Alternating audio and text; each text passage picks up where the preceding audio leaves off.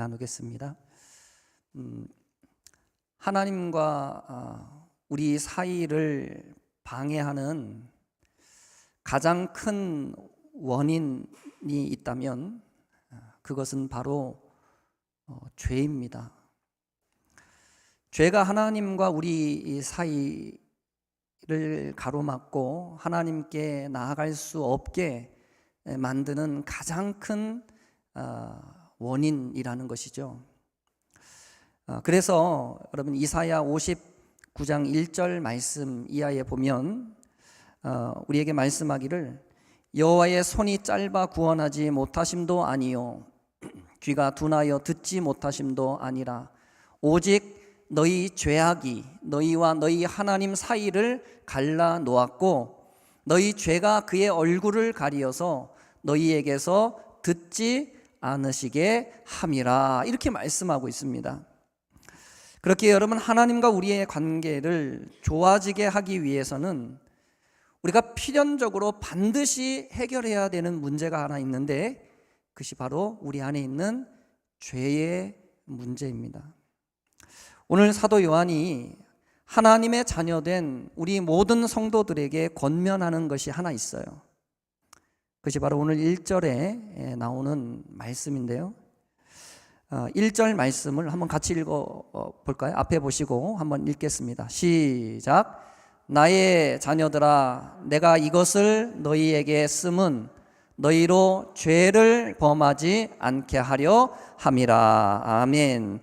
자, 여러분, 사도 요한이 간절한 마음으로 우리 하나님의 사람들에게 권면하고 있는 것이 무엇이냐면 바로 죄에 관한 것입니다. 우리가 할 수만 있다면 뭐 하지 말라고요? 죄를 범하지 않게 하기 위해서 지금 이 글을 쓴다라고 하는 것입니다. 여러분, 1차적으로 우리에게 가장 좋은 것이 있다면 우리가 죄를 짓지 않는 것입니다. 그런데 여러분, 우리가 살다 보면 우리가 잘 알듯이 우리 중에 여러분, 죄 없는 사람이 아무도 없습니다. 죄 안 짓는 사람도 여러분 우리 중에는 아무도 없어요. 여러분, 성경의 기준과 그리고 율법에서 말하는 그 기준으로 말한다면 여러분, 이 세상에 존재하는 모든 인간은 다 죄인이라는 것입니다. 그래서 여러분, 로마서 3장 10절 말씀에 뭐라고 말씀해요? 의인은 없나니 하나도 없으며 그랬습니다. 이 세상에 자기 힘으로 구원받을 만한 의로운 사람은 아무도 없는 거예요. 다 죄인이에요. 다 죄가 있는 겁니다. 그런데 여러분, 성경에 보면 우리 죄인된 사람들에게 여러분 모든 희망이 다 사라져 버렸던 것은 아니었습니다.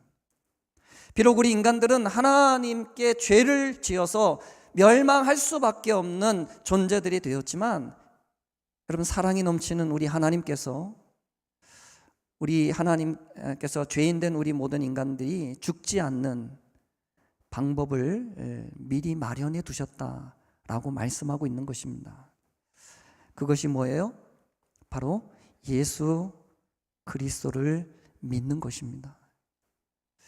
그럼 오늘 1절 중반절 말씀에 보시면 만일 누가 죄를 범하여도 아버지 앞에서 우리에게 대언자가 있으니 곧 의로우신 누구라고요? 예수 그리스도시라, 이렇게 말씀하고 있어요. 여러분, 우리에게 대언자가 있대요. 대언자. 여러분, 대언자가 뭘까요? 대신 말해주는 사람이에요. 그게 대언자거든요. 근데 우리의 대언자가 누구라고요? 예수님이라는 거예요. 우리를 위해 십자가 지신 예수님, 우리의 죄를 담당하신 예수님이 우리의 대언자래요. 여러분, 원래 죄인이, 죄를 지은 사람이 자신의 죄를 해결받기 위해서는 직접 판사 앞에서 뭐를 해야 되냐면 심판을 받아야 됩니다. 재판장 앞에서 죄가 있는지 없는지 신문을 받고 심판을 받아야 돼요. 그런데 심판자 앞에서 여러분 자신의 부당함을 이야기하든지 아니면 정상 창작을 위해서 어떤 양형의 이유들을 여러분 죄 지은 자가 직접 설명을 해야 됩니다. 누구에게요? 판사에게. 그래야 이제 판사가 그 하는 이야기를 듣고 이 사람이 정말 죄가 있는 사람인지 아니면 죄가 없는 사람인지 아니면 죄가 있더라도 형벌을 많이 줘야 될지 아니면 좀 참작해서 여러 가지 상황을 고려해서 좀 적게 줘야 될지 그걸 판단하는 거예요. 그래서 그 이야기를 누가 한다고요? 죄 지은 그 본인이 해야 된다는 거예요. 그런데 여러분 거룩한 심판자이신 하나님 앞에 여러분 직접적으로 나아갈 수 있는 죄인은 이 세상에 아무도 없습니다. 어느 누구도 자신의 죄의 문제를 여러분 해결하지 않고서 하나님께 나아간다면 그 사람은 생명을 유지할 수 없어요. 하나님은 거룩하신 하나님이고 죄를 용납하지 않는 하나님이기 때문에 죄를 갖고 만약에 하나님 앞에 나아가면 그 사람은 죽어요. 하나님을 보자마자 살 수가 없는 거예요. 그래서 여러분 저와 여러분들에게 필요한 게 뭐예요? 대언자가 필요한 것입니다. 대언자. 우리의 사정과 우리의 형편을 하나님께 대신 고해 줄 수 있는 대언자가 우리에게 필요한 것이에요. 그런데 그분이 여러분 오늘 누구라고 성경이 말씀하고 있어요? 대언자는 예수 그리스도가 바로 우리의 대언자라는 것입니다. 여러분 한마디로 예수님은 재판정에 뭐와 같은 분이시냐면 변호사와 같은 분이에요. 변호사. 여러분 변호사가 죄인들을 대신해서 그들의 사정을 변호해 주듯이 예수님께서 죄인된 우리들의 죄를 대신해서 하나님 앞에 변호해 준다는 겁니다. 예수님 좋은 분이에요? 나쁜 분이에요? 좋은 분이시죠. 예수님께서 우리의 대언자가 여러분 되실 수 있는 것은 오늘 2절 말씀 때문에 그렇습니다. 2절에 보면 이렇게 말씀합니다. 그는 우리 죄를 위한 화목 제물이니 우리만 위할 뿐만 아니요 온 세상의 죄를 위하심이라 이렇게 말씀하고 있습니다. 여러분 오늘 성경은 예수님이 우리를 위한 뭐라고요? 화목 제물이다라고 말씀하고 있어요. 여러분 화목 제물이라고 하는 말은 말 그대로 뭘까요? 하나님과 회복되어지기 위해서 하나님 앞에 드리는 화목하기 위해서 드리는 제물이 뭐냐면 화목 제물입니다. 예수님께서 여러분 하나님과 우리의 깨어진 그 관계를 다시 회복시키기 위해서 친히 뭐가 되셨다는 거예요? 화목 제물이 됐대요. 그래서 예수님이 우리의 모든 죄를 다 담당하셨다는 거예요. 다 뒤집어 썼다는 거예요. 그렇게 여러분 예수님은 우리의 가장 확실한 대언자가 되실 수 있는 것입니다. 여러분 예수님은 우리의 죄가 무엇인지 그리고 우리가 얼마나 연약한 자들인지 우리를 너무나 잘 아시는 분이십니다. 죄인이 재판을 받기 위해 여러분 자신의 변호인에게 자신의 모든 사정과 상황을 다 알려주지만 그러나 여러분 우리가 예수님께 우리의 대언자 되시는 예수님께는 여러분 우리의 사정을 있는 그대로 다 고하지 못해도 괜찮아요. 왜냐하면 이미 예수님은 우리의 모든 사정을 다 알고 계시기 때문에 그렇습니다. 우리는 그저 우리가 얼마나 하나님 앞에 큰 죄인인지 우리가 얼마나 하나님 앞에 악한 사람인지를 우리가 그대로 인정하기만 하면 되는 것이에요. 여러분 예수님은 우리의 죄뿐만 아니라 여러분 온 세상의 죄를 위해서 화목 제물이 되셨다고 오늘 성경은 말씀하고 있습니다. 여러분 이제 누구든지 예수님을 믿기만 하면 이제 누구든지 예수 그리스도의 십자가의 보혈을 의지하기만 하면 그 사람은 구원 받을 수 있다는 것입니다. 예수님께서 자신의 죄를 대신 담당하시기 위해서 여러분 십자가에 돌아가셨다는 그 사실을 인정하기만 하면 누구든지 구원을 받게 되는 것입니다. 그런데 여러분 한 가지 하나님과 화목하게 된 사람에게 나타나는 모습이 있어요. 우리가 예수 그리스도의 십자가 보혈로 예수님의 대신 죽으심으로 인해서 우리가 구원을 받은 사람에게 나타나는 중요한 삶의 모습이 있는데 그게 뭐냐면 바로 하나님의 말씀대로 살기를 원한다는 것입니다. 평생을 자기 뜻대로 살고, 평생을 자기 생각대로 살고, 그리고 평생을 자기 마음대로 살아온 사람이라 할지라도 그가 예수님을 만나고 그가 예수님 안에서 죄의 용서를 받고 나면 이제는 하나님의 말씀대로, 내 생각이 아니라 나의 뜻이 아니라 내 마음대로 생활하는 게 아니라 이제는 하나님의 뜻대로 살고자 하는 마음의 강렬한 욕구가 올라온다는 것이에요. 왜 그럴까요? 왜냐하면 하나님의 말씀을 거역한 것이, 그것이 바로 죄의 시작이었다는 것을 이제는 알기 때문에 그렇습니다.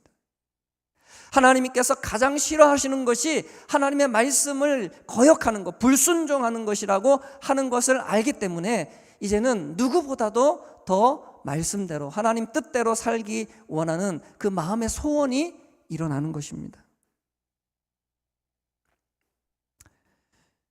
여러분, 예수님의 은혜로 다시 하나님께로 돌아온 사람은 이제 다시는 자기 뜻대로가 아닌 하나님께서 기뻐하시는 하나님의 뜻대로 살기를 간절히 소망하게 되는 것입니다. 그래서 여러분, 계명을 지키고 그래서 말씀대로 살려고 부더니도 애쓰는 것입니다. 그래서 여러분, 오늘 3절 말씀에 보면 이런 말씀이 있거든요. 우리가 그의 계명을 지키면 이로써 우리가 그를 아는 줄로 알 것이요, 그를 아노라 하고 그의 계명을 지키지 아니하는 자는 거짓말하는 자요, 진리가 그 속에 있지 아니하되, 이렇게 말씀하고 있습니다. 여러분, 하나님과의 관계가 회복된 사람들은 하나님을 사랑하는 사람들인 줄로 믿습니다. 여러분, 사랑하는 사람의 첫 번째 증상이 무엇일까요? 그것은 바로 사랑하는 사람이 기뻐하는 일을 하고 싶은 것입니다.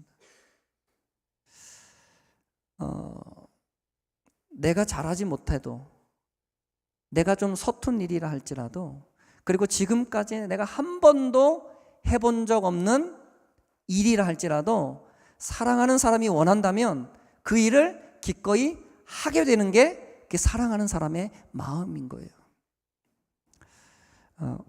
우리가 계명을 지키고 하나님의 말씀을 지키는 것은 그것이 쉽기 때문이 아닙니다. 말씀대로 살고 하나님의 뜻대로 사는 것은 어렵지만 하나님께서 그것을 기뻐하시기에 우리가 기꺼이 하나님을 기쁘게 해드리고자 하는 마음으로 우리가 하나님 말씀대로 살려고 애쓰는 것이죠. 사실 여러분, 믿음 없는 사람의 눈으로 계명을 보면 마치 계명은 우리를 속박하는 것처럼 보여져요. 우리를 뭔가 얽매는 것처럼 보여지는 게 하나님의 말씀일 수 있습니다.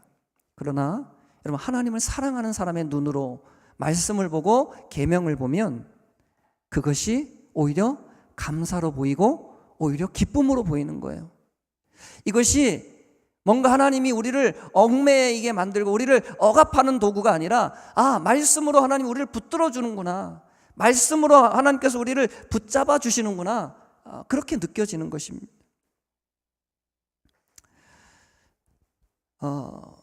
여러분, 오늘 우리가 하나님의 말씀을 알고 그리고 그 말씀을 지키고 행할 수 있다는 것은 여러분, 얼마나 큰 하나님의 축복인지 모르겠습니다. 왜냐하면 성경은 하나님의 말씀대로 행하는 자에게 복이 있다고 말씀해주고 있기 때문에 그렇습니다. 여러분, 요한계시록 1장 3절에 보면 우리에게 이런 말씀을 해주고 있습니다. 이 예언의 말씀을 읽는 자와 듣는 자와 그 가운데 기록된 것을 어떻게 하는 자요? 지키는 자는 복이 있나니, 그랬습니다. 하나님의 말씀을 지키는 자가 복이 있다고 성경은 우리에게 말씀하는 거예요. 여러분, 이것은 하나님의 약속의 말씀인 줄로 믿습니다. 여러분, 하나님이 말씀을 지키는 자에게 복을 주시겠다고 성경에 분명하게 기록해 놓은 것입니다. 우리 그리스도인들이 죄 용서를 받아 하나님과 화목을 이루게 되었다는 것만으로도 사실은 여러분, 우리에게 엄청난 축복인 것입니다. 우리가 오전 말씀에도 말씀했지만 여러분, 우리 인생의 진짜 복이 무엇입니까? 바로 예수님 그분이 우리 인생의 진짜 복인 것이에요. 그래서 그 예수님을 알고 그 예수님으로 인하여 죄 용서받고 여러분 하나님의 자녀가 되는 놀라운 은혜를 받은 우리는 여러분 하나님 자녀가 된 것만으로도 여러분 놀라운 축복을 다 받은 겁니다, 이미.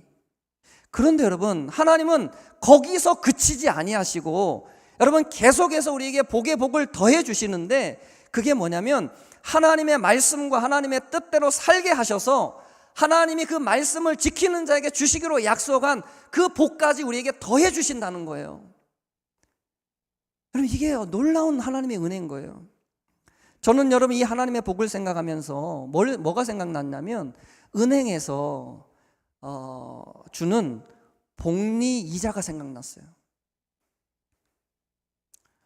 우리 남정혜 집사님 은행에서 근무하시지만 은행 이자가 두 종류가 있잖아요. 단리 이자와 복리 이자. 차이는 여러분, 단리 이자는 그냥 원금에만 이자가 붙는 거죠. 일정하게 이자가 붙어요. 그런데 복리는 좀 다릅니다. 복리는 이자에도 원금 플러스 이자에도 이자가 붙어요. 그러니까 시간이 지나면 지날수록 여러분 어떻게 해요? 이 돈이 점점 늘어나는 거예요. 그런데 여러분, 하나님이 우리에게 주시는 복이 마치 이런 거예요. 제가 생각할 땐 그렇습니다. 이게 복을 더블로 계속 얹어서 주시는 거예요. 우리를 구원해 주신 것만도 감사한데 거기에다가 말씀대로 살았다고 하나님이 또 거기에 또 복을 주셔요. 또 그대로 살면 또 복을 주세요. 그러니까 여러분, 믿음이 믿음을 낳는다는 게 성경의 원리예요. 말씀대로 살고 순종하고 믿음대로 사는 사람에게 하나님 더 큰 은혜를 주시고, 그러면 그 은혜를 받아서 그 사람은 더 하나님 앞에 순종하게 되고, 그러면 이게 계속 선순환이 되어서 나중에는 감당할 수 없는 축복이 막 밀려오는 거예요. 여러분, 오늘 5절 말씀에 보시면 누구든지 그의 말씀을 지키는 자는 하나님의 사랑이 참으로 그 속에서 온전하게 되었나니 이로써 우리가 그의 안에 있는 줄을 아노라 라고 말씀했습니다. 저는 부디 바라기는 하나님의 온전하신 그 사랑이 우리 안에서 충만케 되어지기를 예수님의 이름으로 축원합니다. 여러분, 왜냐하면 요한일서 4장 18절 말씀처럼 여러분, 온전한 사랑이 두려움을 내어 쫓기 때문에 그래요. 우리가 하나님의 사랑 안에서 온전해져야, 그 하나님의 사랑으로 우리의 마음속에 충만케 채워져야 여러분, 우리 안에 있는 뭐가 없어진다고요? 두려움이 없어진다고요. 두려움. 여러분, 하나님 앞에 죄진 모든 사람들 마음속에 뭐가 있어요? 두려움이 있어요. 분명히 여러분, 하나님이 내가 너의 죄를 용서했다 그랬어요. 예수 그리스도를 믿고 영접한 자는 내가 그 죄를 용서했다고 성경은 말하지만, 그러나 하나님 앞에 한번 죄를 지어봤던 사람들은 여러분, 하나님이 그렇게 말씀해도 여전히 하나님을 향한 두려운 마음이 마음 한켠에 남아있는 거예요. 그래서 하나님이 용서했다고, 내가 너의 죄를 이제 더 이상 묻지 않겠다라고 그렇게 성경에서 말씀하고 있지만, 여전히 내가 진짜 용서받았을까? 정말 내가 하나님 앞에 가면 심판받지 않고 내가 천국 갈 수 있을까? 이런 마음이 우리 마음 한켠에 존재하는 것입니다. 그런데 여러분, 그런 마음이 언제 사라져요? 우리 안에 있는 그 두려운 마음, 하나님이 혹시나 우리를 심판하지 않을까, 하나님 우리를 책망하지 않을까 하는 그 두려운 마음이 언제 사라집니까? 우리가 하나님 말씀대로 순종할 때 사라진다는 거예요. 여러분, 제가요 가끔 우리 집에서 아이들이 무엇인가를 잘못했을 때 아이들을 혼을 내요. 그래서 혼을 내고 아이들에게 마지막으로 이렇게 말하죠. 다시는 이런 죄를 짓지 마, 다시는 이런 잘못하지 마 하고 용서를 해준단 말이에요. 그런데 여러분, 참 신기한 게 뭔지 아세요? 제가 그렇게 이제 용서해줘서 이제 너네들 할 일 해, 혹은 이제 가서 이제 다시는 이런 거짓말 하지 마, 이런 나쁜 짓 하지 마 그랬어요. 이제 끝난 거예요. 제 입장에서는 끝났어요. 그런데 신기한 게 뭐냐면, 아이들은요 그러고도 한동안 제 눈치를 본다는 거예요. 아빠의 눈치를 봐요. 아빠는 분명히 이제 용서했다 그랬어요. 이제는 끝났다 그랬어요. 그런데 한동안 시간이 지나도 계속 아빠 눈치를 보는 거예요. 왜 그래요? 그 마음속에 뭐가 남아있어요? 여전히 두려움이 있는 거예요. 혹시나 아빠가 또 혼내키지 않을까? 혹시나 또 뭐라고 하지 않을까? 그런 마음이 있어요. 그런데 여러분 신기한 게 시간이 좀 지나면 없어져요. 근데 그 시간이 얼마 정도 흘러야 되는지 아세요? 이제는 엄마 아빠가 기뻐하는 일을 충분히 하면,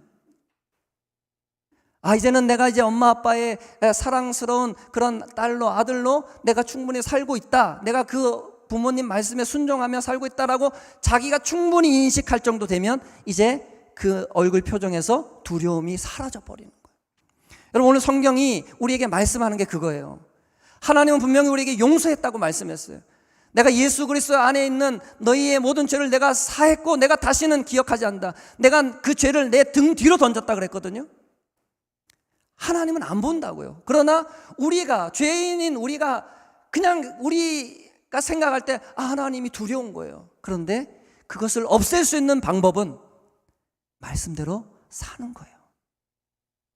그래서 우리가 다시 계명으로 돌아가고 다시 하나님의 말씀으로 나아가서 하나님이 기뻐하는 그 삶을 하나하나 실천해 나가기 시작할 때 우리 안에 있는 그 두려움이 사라져버리고 하나님이 주신 기쁨이 온전히 회복되게 되는 것입니다. 여러분, 우리가 하나님의 말씀을 지킬 때 일어나는 일이 바로 이런 것입니다. 우리 그리스도인들은 여러분 예수님과 함께 사는 사람들인 줄로 믿습니다. 저와 여러분들 안에 예수님이 계신 거예요. 우리가 정말 예수님을 나의 주, 나의 하나님으로 영접했다면, 정말로 예수님이 내 모든 죄를 담당하시고 십자가에 죽으시고 3일 만에 다시 부활하시고 하늘로 승천하셔서 지금 하나님의 우편에 앉으셔서 우리를 위해서 하나님 앞에 끊임없이 중보 기도하고 있다는 사실을 우리가 인정한다면 그 예수님이 하늘에 계신 것이 아니라 우리 마음속에 있다는 것이에요. 이게 진짜 놀라운 축복이죠. 그런데 우리가 예수님과 함께 사는 사람들인데, 근데 여러분 오늘 6절에 보니까요, 예수님 안에 산다고 하는 자는 어떻게 산다고요? 그가 행하시는 대로 자기도 행할지니라 말씀합니다. 우리가 정말로 예수님과 함께 살고 있다면 우리의 모습 속에 여러분 누구의 모습이 나타나야 될까요? 예수님의 모습이 드러나야 되는 것입니다. 누가 시키지 않아도, 누가 우리에게 말하지 않아도 우리 안에 계신 예수님께서 우리에게 하신 말씀에 우리가 귀를 기울이고 그리고 그 말씀대로 순종하게 되는 것입니다. 그렇게 여러분 관건은 지금 우리 안에 예수님이 계신가 안 계신가를 점검하는 것입니다. 여러분 예수님이 계시면 예수님이 드러날 수밖에 없어요. 그런데 문제는 예수님이 안 계시면 안 되는 거죠. 그래서 우리는 확인해야 돼요. 정말 예수님을 나의 주, 나의 하나님으로 인정했는가? 정말 그분이 나를 위해 십자가에 죽으신 것이 내가 정말 믿어지는가? 정말 인정하고 있는가? 그럼 다시 한번 점검해야 되는 것이죠. 그리하여서 여러분 우리가 예수님을 꼭 붙잡는 것입니다. 세상에 좋다는 것, 세상에 아름다운 것들을 붙잡는 것이 아니라 여러분 우리를 위해 십자가 지신 그 예수님을 더 단단하게 붙잡는 것입니다.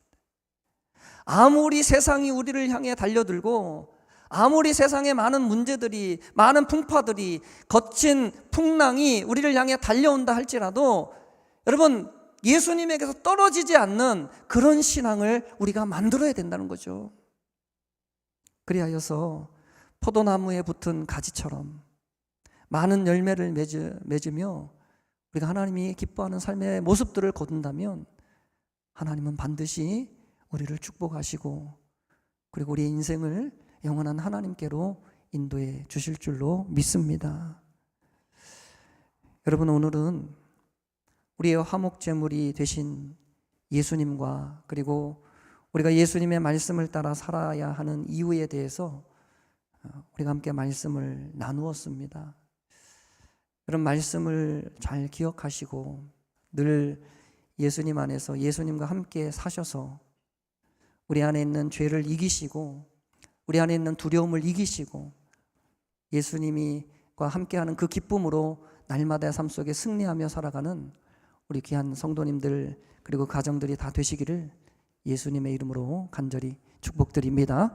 기도하겠습니다.